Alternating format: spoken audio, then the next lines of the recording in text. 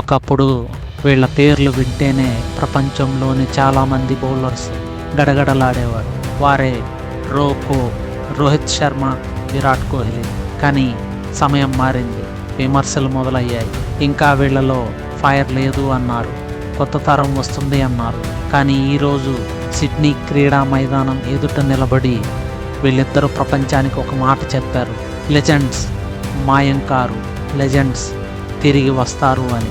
Series అప్పటికే Australia చేతిలోకి వెళ్ళిపోయింది. ఇండియాకు ఇది కేవలం ఓ చివరి మ్యాచ్ మాత్రమే. కానీ వీళ్లకు ఇది స్ట్రాంగ్ కమ్బ్యాక్ మ్యాచ్ అయింది.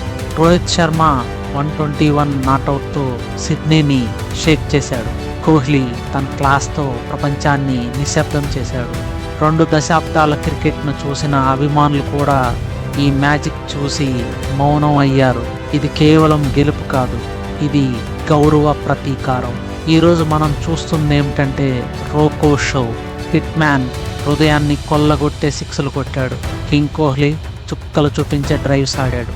మ్యాచ్ గెలిచిన తర్వాత చివరి క్షణంలో ప్రేక్షకుల కళ్ళల్లో తడిగా మెరిసిన గర్వం చూసింది. కొందరు ప్రేక్షకులైతే డోంట్ లీవ్ అని ప్లకార్డ్స్ ప్రదర్శించి రోకోకి వాళ్ళ అభిమానాన్ని చాటుకున్నారు. ఇది రోకో మ్యాచ్. ఈ మ్యాచ్ గురించి పూర్తిగా డిస్కస్ చేద్దాం పదండి వీడియోలో.